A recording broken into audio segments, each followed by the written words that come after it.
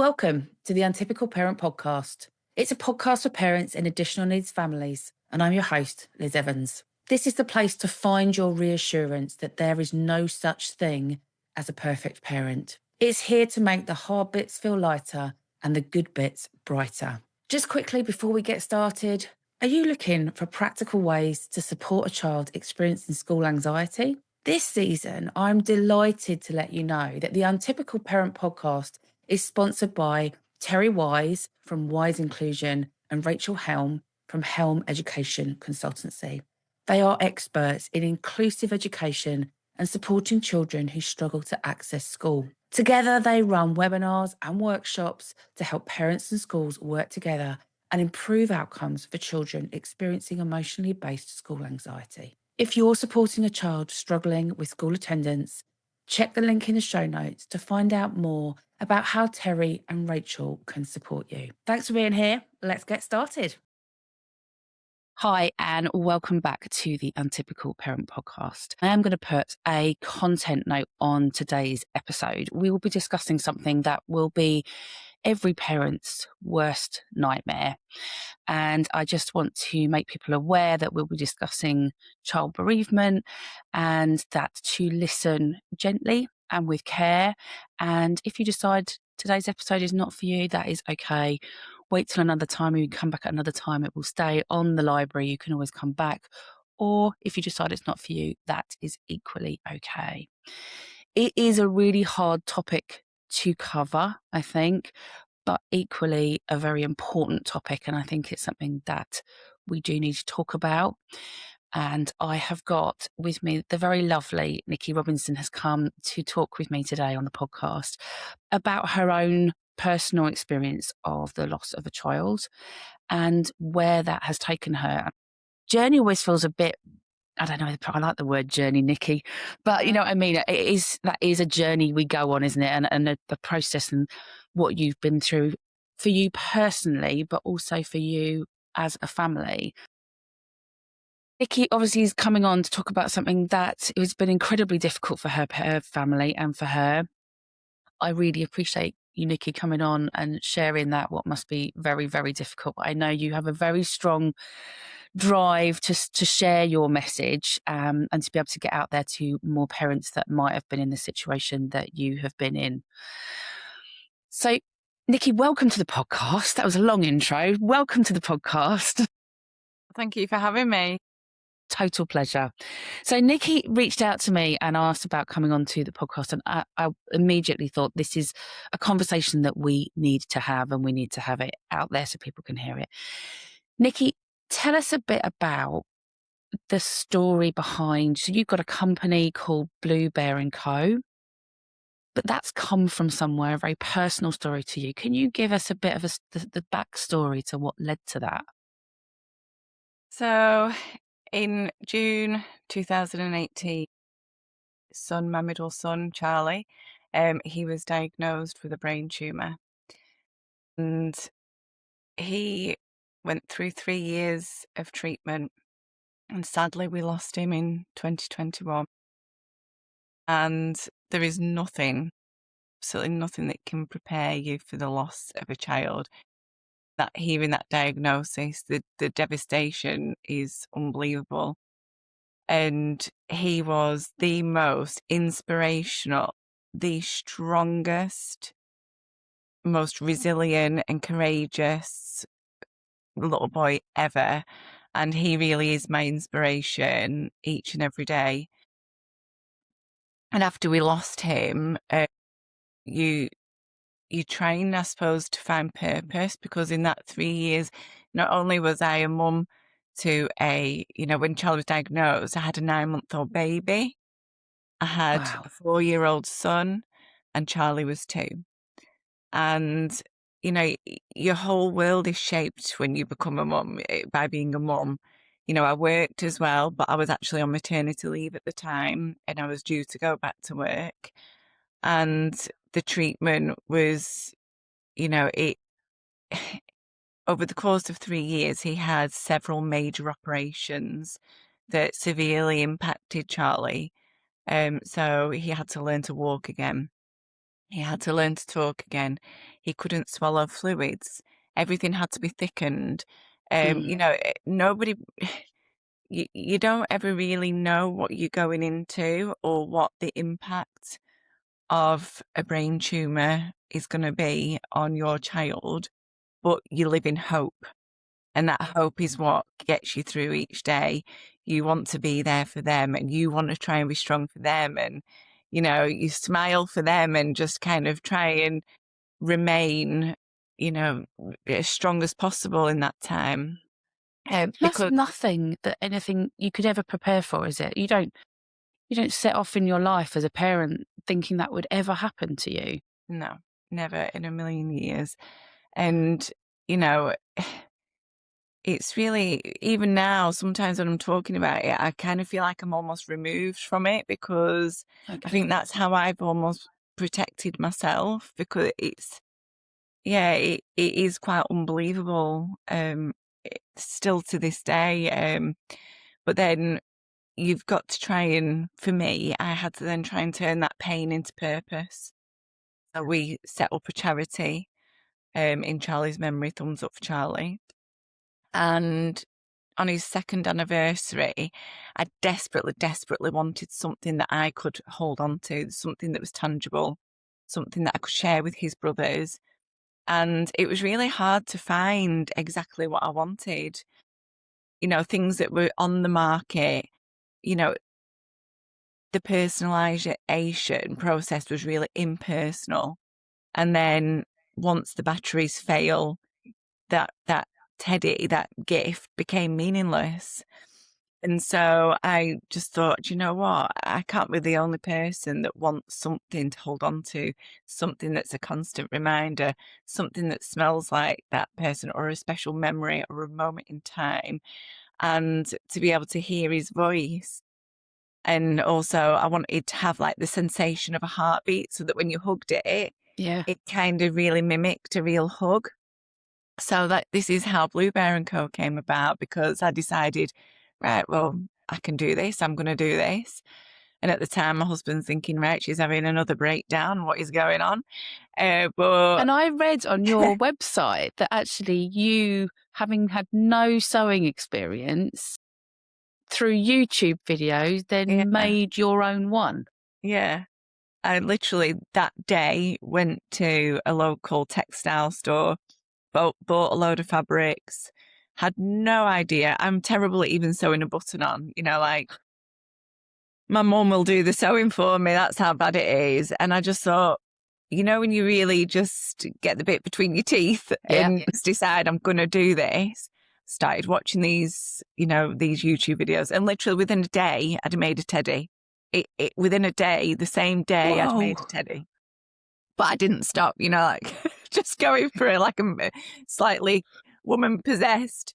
But yeah, but it really just, I don't know, it just created something inside me and it gave me purpose, this purpose again. And it in a way made me feel closer to Charlie. I felt like I was doing something for him. I thought felt like this could be something that would really help other families, that would really help other people.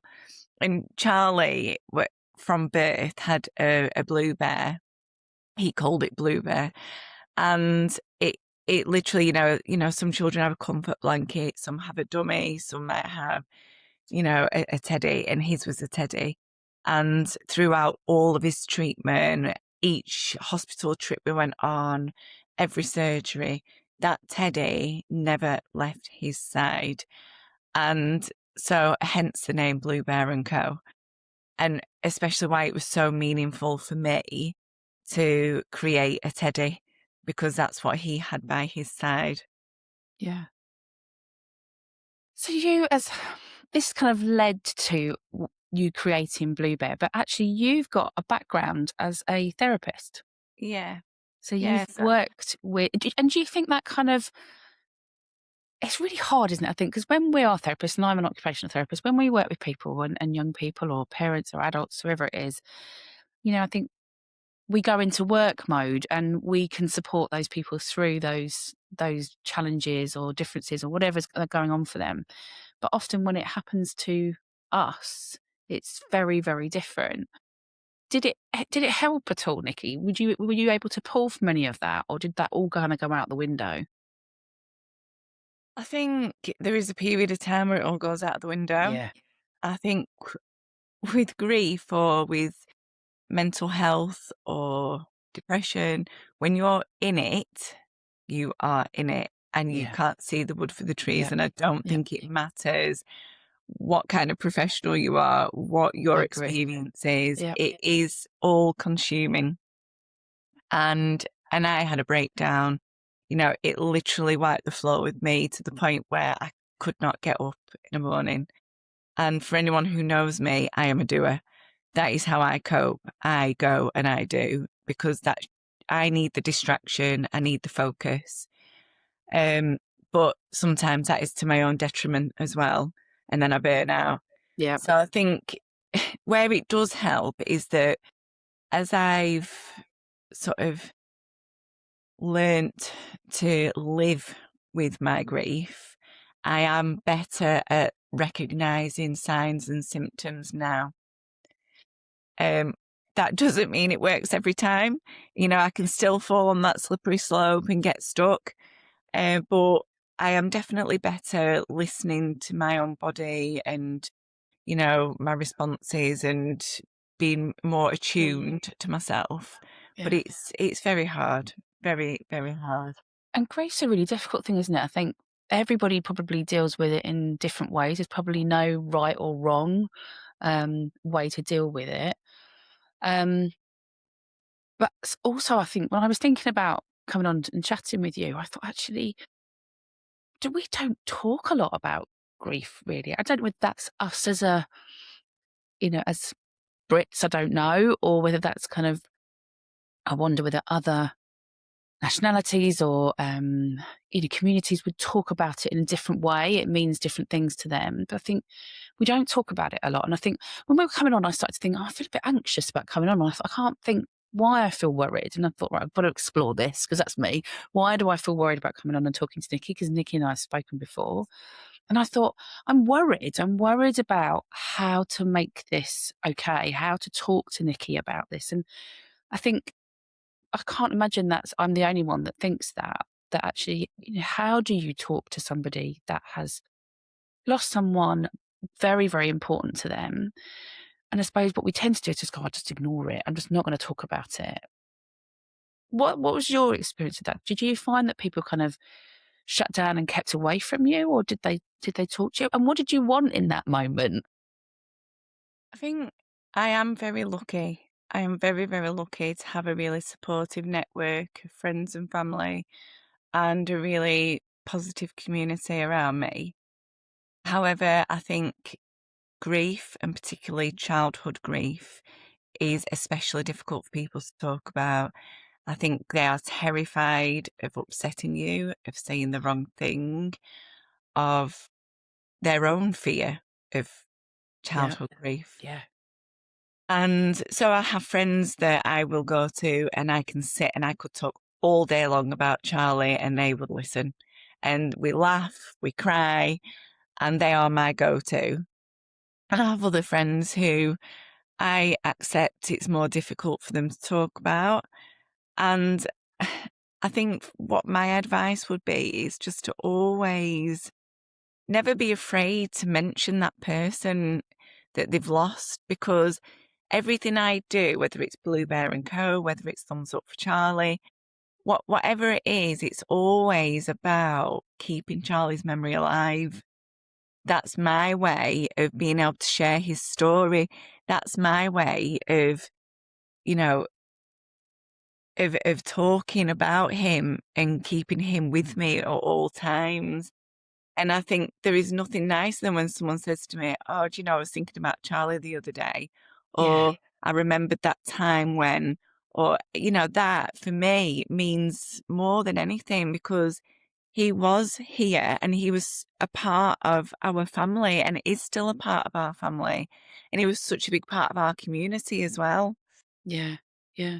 And it's easy that I think, isn't it? I think that people will, easy is the wrong word, but I think through, like you say, that fear, and it's done from a genuine, place. I think that they don't want to upset you. Is that I think initially when it happens, you get a lot of support, and then I think people think I don't know what to do anymore, so they kind of disappear off into the background, and then you're left in that kind of what my experience of grief is you kind of left in that limbo-y feel of Yeah. I'm still really struggling with this, but no one wants to talk about it. I need to talk about it. And yeah, I might get upset, but that's okay. Yeah. And I think that is definitely the Yeah. hardest place to be when you are stuck. And I mean really stuck and you Yeah. feel on your own. It's a loneliness like no other because you're trapped in your own thoughts and you're struggling and you want to talk to people, but you don't know who you can talk to, or you end up feeling like, well, I don't want to upset people sometimes, which Mm. is crazy. Yeah. Um, and even like my husband's amazing. Like we do talk, but we grieve differently. So, like he is very purpose led as well, but he kind of doesn't, he's probably not as emotional as me and as deep thinking as me. Um, and so, that can create conflict sometimes. Yeah, I bet. And it's how you then navigate that. And it's very hard, you know. What one saying that I actually hate is that it gets better in time. Time's a healer. I hate that because it's not true. It is not true. It doesn't get better in time. Those anniversaries don't get easier. Those Yeah, birthdays don't get easier. All that you can do is you find ways to live with it. yeah, yeah. And I was just thinking about in all of that, when you're going through something as traumatic, I can imagine, very traumatic as for a family, but also, for you as a mum, is that you're trying to find your way through. And then, as you said, you've got two other kids around at that time and a husband. How as a family did you get through that, Nici? How did you move round it, through it? It's really hard. Even when I look back, sometimes it is all a little bit of a blur. I Imagine. think I carried an awful lot of guilt. I felt like I couldn't save my child. I Yeah. felt guilty that I'd literally had to abandon my 9-month-old baby and my 4-year-old child. And for months at a time, I didn't go home at all. I stayed with Charlie. Although I knew that they were safe, they were secure, they were with my mum, they were with their dad, they were at home, they were still had their routine. I wasn't there. And I had to make that choice because for me, I didn't know what the future held for Charlie, and he had to be my priority. I had to know that I'd done everything in my power to be there for him. Um, so I lived with a lot of guilt, and that can be quite destructive. Mm, Guilt is a really mm. horrible emotion to feel because it actually doesn't benefit you in any way. But when you are in it, everyone has heard of mum guilt. We all experience mum guilt on Yeah. varying levels. But yeah, and then the feeling of failure, and when you're feeling quite depressed or quite low and you're feeling anxious, and it's really hard to navigate that and to yet still try and be there Yeah. as a mum to support your children and keep your family together. Yeah. And I think it has been a really hard journey, for want of another word, Yeah. but um, yeah, but I do feel we are coming out of the other side, and we are a strong family. And my Charlie's other siblings are very, very resilient, and they've had support. I've had support, counselling, and I think it is just finding ways to be able to cope. All of you, and you all cope in different ways. Yeah. Did you have to support the kids quite a lot to cope? To find those strategies, or to kind of kids find their own strategies? I'm kind of curious happens as a family, I suppose. Well, they all cope very differently. So he has memories of Charlie, but they're kind of like his little memories, if you know what I mean. Yeah. He would frequently talk about Charlie all the Yeah. time. Yeah. And that was really lovely for me because it was almost like Charlie had never left. And but he didn't have this like sadness that I had, not the Yeah. same sadness. I Mm. think as he's got a little bit older, I recognize now he probably feels it more because he's sort of Okay. processing it now. He's only just, I think, realizing what actually happened. You know, now when he talks about Charlie, it's kind of trying to get his head around why did it happen. Yeah. Where was at a different age and he kind of had more understanding of what was happening, but he's not a big talker. So Okay. he keeps it all in and he would display his emotions in other ways. You know, he became quite anxious at times to the point of I couldn't take him to his football training or a football match without him being able to see me. He had to see me all the time. He could not, like, you know, that you jump out the car to pay for your petrol. Mm. He couldn't stay in the car. He could not stay in the car because he couldn't see me. He couldn't. I couldn't go in the shop to run and get like some milk or something. So that was quite difficult at times, kind of trying to understand that, particularly, you know, when you're grieving yourself, Yeah. Yeah. it is a minefield. And then I'm like, I should know what to do. I'm a therapist. I've been doing this for like 16, 17 years. How do I not know what to do? But it is very different when it's happening to you and your family. But yeah, you know, they both had support and they're incredible, actually. The strength and resilience they have, Yeah. they are incredible. And we continue to talk about Charlie. It's just been his 5th anniversary. Yeah. Um, and for me, I need to remove myself. So we kind of went away for a few days. We went somewhere local, but it's Okay. what I call my happy place. So it's like just being outdoors, just being in nature, just really wholesome. We surrounded ourselves with family. Friends came to visit. It was my daughter's birthday, and then it was Charlie's anniversary. So it's like celebration, but also a time of remembrance. Yeah. We set off lanterns. We do that kind of thing. We do Yeah. balloons. We write messages, and we talk about Charlie.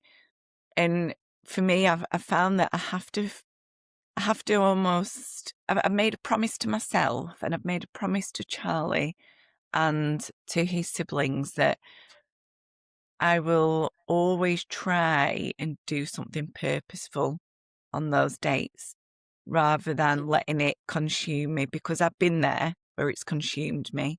Yeah. And Yeah. it all it does is exasperate that guilt again and that feeling of failure. You're Okay. letting your other children down again. You're letting your husband down again. You're letting everybody down. And I don't want to be in that. So I have to Mm. try and channel it in another way. Yeah. So I actually It's, did do a skydive, do you just to know what? go I to the heard this. I extreme. saw this the other day. How did it go?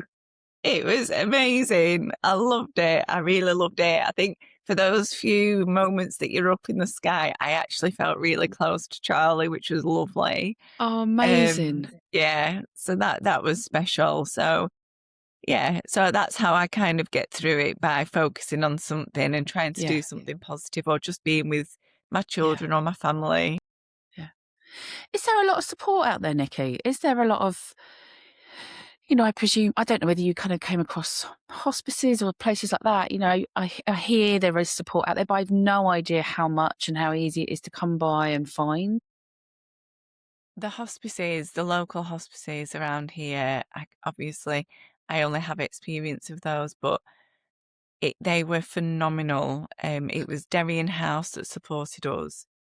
So when we found out that Charlie had relapsed again and that there was no further treatment that they could provide, Derry House got in contact, and we had the option whether we went into Derry House and they supported us there, or they have the in-home community nurses who supported us to actually care for Charlie at home. So the whole time he was surrounded by his family, by his friends. They came every single day. If there was ever a problem, there was always someone on call to ring.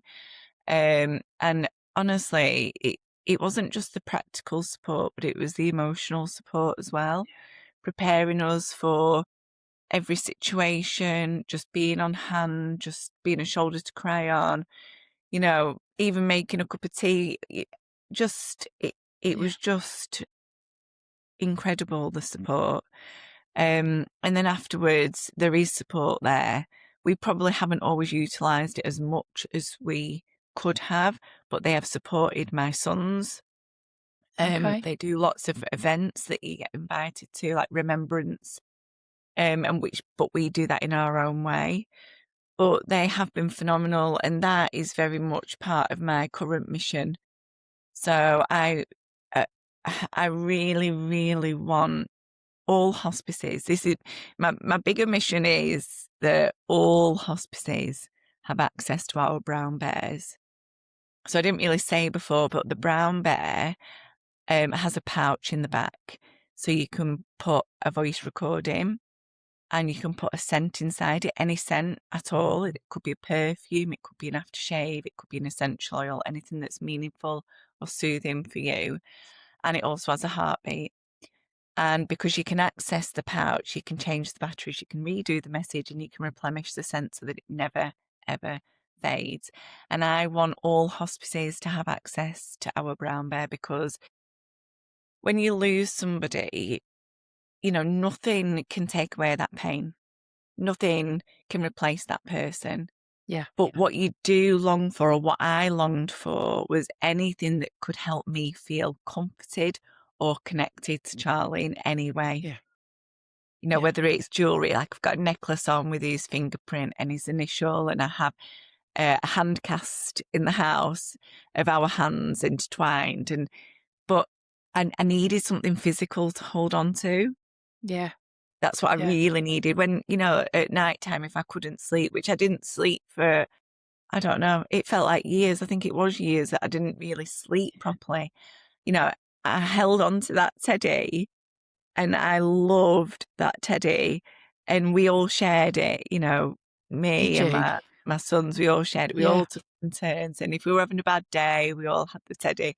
And, and that for me, I want other people who are going through the worst possible time, the most unimaginable pain, if it just brings some comfort, then, that will bring me a little bit of peace, or, it feels like part of Charlie's legacy, Yeah. a Yeah. way of giving back as well. Yeah. And I think we can probably talk about it right now, in the fact that people can do this for other people, can't they? So you at the moment, is it just businesses, Nikki, that you're looking at, or is it anybody can do this? Right. Tell people what you've got going on at the moment. So on our website, on Blue Bear and Co, we've got the partnership section. And you can go on there. It tells you all about the mission, exactly what it is that we're trying to achieve. At the moment, we're focusing on the local hospices, but this is expanding quickly. And so part of that was inviting businesses to sponsor theirs. So businesses often give money to charities, which is amazing, phenomenal. However, a lot of people actually love the idea of giving a physical gift, something that actually a family gets to receive. And the response has been incredible. We've got businesses, one business looking to fund 16, one business committed to 5, another business is committed to 10, one business is doing 2 a month, one business is doing 1 a month. Okay. So obviously, and we can also have individual donations like yourself, Liz. And I was very, very grateful that you'd also donated a bear. And I know firsthand, I've seen it with my own eyes, the difference that bear will make to a family. And I think that's what's really important for me. If anybody wants to be able to give a physical gift to a family, something that they can cherish and actually physically hold on to that has real sentimental value, then please, please, please visit our website or reach out to me directly. And we would absolutely love any support that anyone would love to offer, whether it's one bear, 10 bears, a bear monthly. It would be so, we would be so grateful. I think, do you know what? For me, it's one of those things that I think, I know happens. And I think after I'd spoken to you and I'd started to learn more about your company and what you do, the chance to be able to do something for somebody else. And, I don't need a big fanfare of look what I did. It was just, I but your heart goes out to the parents in that situation. And it's not in a kind of, it's really hard to put into words because I think, as like we spoke about at the beginning, it's every parent's worst nightmare. Some of us won't even enter our stratosphere of thinking. You just hope it will never ever happen to your family. To be able to do something small like that, and to be able to do that for somebody out there, and just go, do you know what? I hope something small just helps.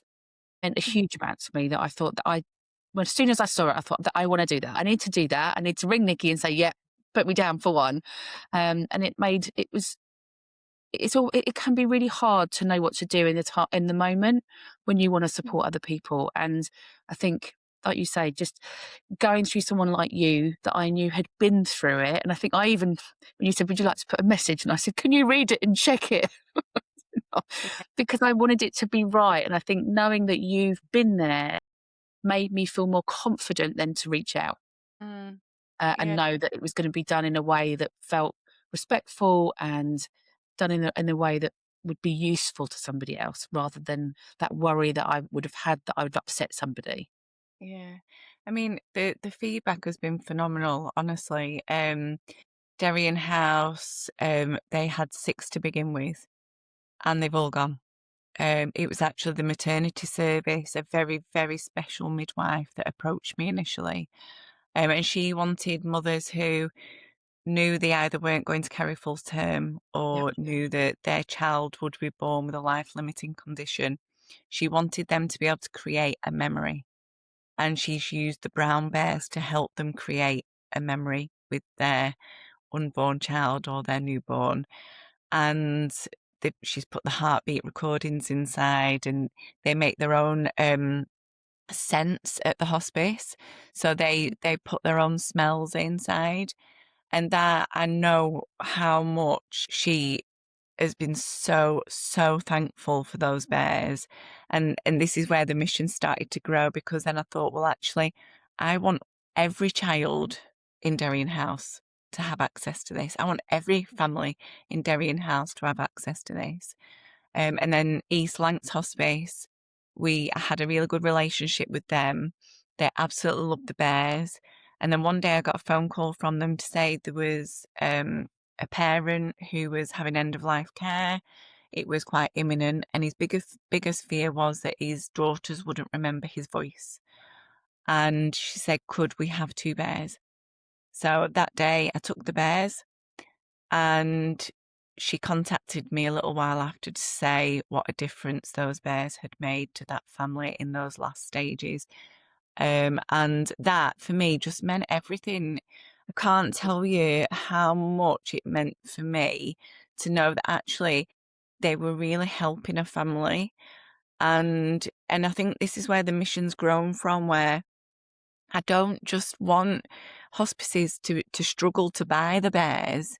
Mm, Hospices have limited budgets, but to be able to gift them, how amazing. special is that? And for other businesses or individuals to be able to provide that special gift, Yeah. for me means more than anything. Yeah. And I think that's when it kind of reassures you about the human race, doesn't it? When people come forwards and do things like that, that you think actually there's a horrible lot of stuff happening out there at the moment, but actually when it comes down to it and we reach out, people respond, and they do want to do nice things for other people, and they do want to help, and they do want to care. And actually your bears are giving them the way to do that. And it's just funny as you were talking then, about the midwife, and I was thinking about it. Now I had a miscarriage, and I didn't even put two and two together until you were just talking then. I went and had to go and find it's a weird thing. It's a zebra. Well, I don't know why a zebra, but it just spoke to me in the moment. But I remember thinking, I've got to find something, and it had to feel right. And it just sits in my room, and it's there as a reminder and whatever. But it was like you said, needing something physical to have there. And I suppose that's when your bears really reach across all sorts of loss, grief, um, but also I suppose there's a sensory element to your bears. So Absolutely. even just what I'm thinking up with my OT hat on, the fact that there's a heartbeat, that there's a smell there, there can be a voice in it that actually for kids with additional needs or sensory needs or differences or parents with sensory differences or whatever it is, that actually the scope of your bears is huge. I think that's where perhaps my therapeutic background has been really helpful, because I think having worked with children and young people for many years, it's I've come to realize the importance of using the senses in actually grounding ourselves and being a little bit more mindful at times, and having something that has that vibration is so soothing for the nervous system. Being able to hear that familiar voice is so comforting in a time of, could be separation anxiety, it could be a time of change, it could be anything, a parent separation. It can be absolutely anything. And that scent, so that scent can be something that reminds you of a happy moment in time, can be something that's just soothing and comforting. Teddies themselves, they're just, even to look at a teddy, they're just comforting, aren't they? They're nostalgic. They are symbolic of comfort. And Absolutely. so I think what I've come to realize, I was contacted recently by a mum who has a child who's neurodiverse. She asked if we could collaborate. She used the bear for her child, and the feedback she gave me was absolutely phenomenal. She said this has become so instrumental as part of her bedtime routine, because it doesn't solve a problem, but what it offers is this comfort, and it's become part of their routine, and it is something that they can hold on to, something that is soothing and something that is, you know, just comforting, and connection. And yeah, and again, it's those moments that give me that real drive and focus that actually this can help so many people on so many levels, whether it's anxiety, depression, separation, loss. It can cover so many different things. Yeah. Nikki, can you tell us as well a little bit about Thumbs Up for Charlie? So what's that about? Because you mentioned that right at the beginning. What?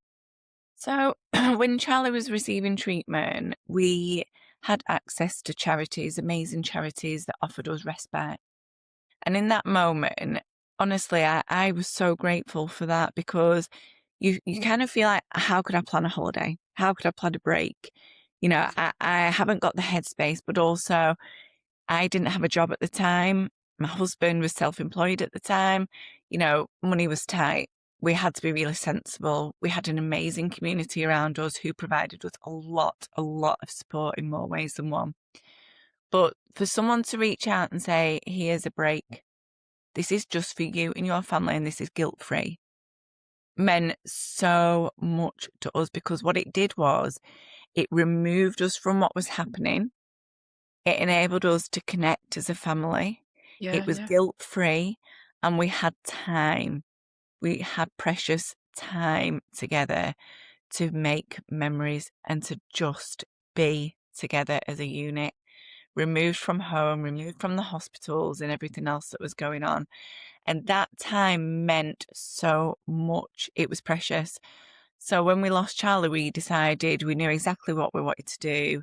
We set up Thumbs Up for Charlie, and we provide respites to families it can be a child 25 and under, who's been diagnosed with a brain tumour, who's receiving treatment, or families who are bereaved as a consequence. So they can either go and make special memories, or they can go and reflect and remember and just have time to be. And for us, that, you know, there's no better gift than to give someone time.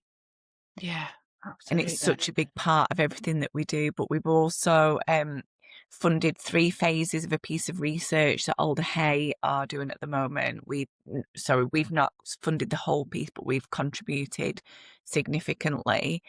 And that is around providing and helping get better outcomes and better informing families whose children have been diagnosed with a brain tumour. And we've also contributed towards a piece of equipment that the hospital needed. And we gift our brown bears to all those families who are whose child is receiving end of life care for a brain tumour.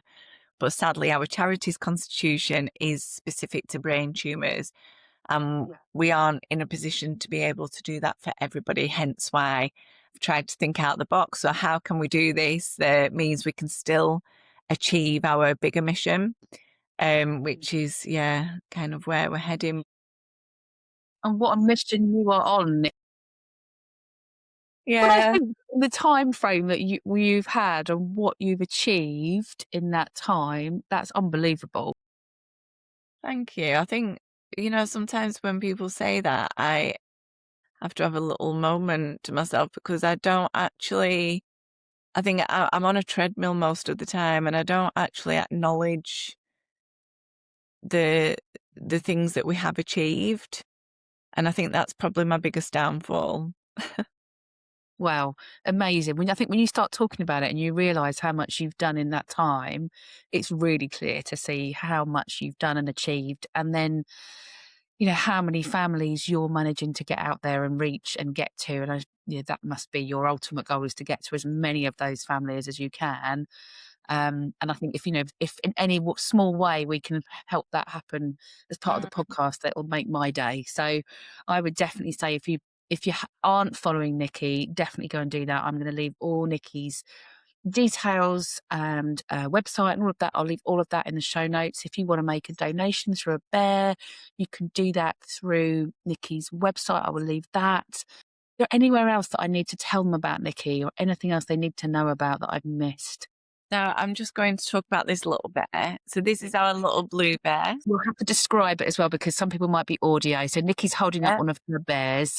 So this is our light blue bear, okay? And this one is extra special because this one is based on Charlie's actual blue bear. Okay. And this one has our charity pin in its ear. Yeah. So a percentage of the profits of this one goes directly to our charity. So this one's extra special. And then we do have a couple of other little additions. We have our pink bear. And there's a story coming with that one later on this year. And it's that story will be called Finding Me. And it's a story of kind of self-acceptance, self-belief, self-courage and self-worth. And it's just a really gorgeous story, picture story, illustrated by a fantastic local artist who I absolutely adore. And then we have our dark blue bear, which is my favourite colour. That's a gorgeous colour. It's a really deep, what colour is it? Like a deep blue or a purple? It's deep blue. Oh, it's beautiful. Love it.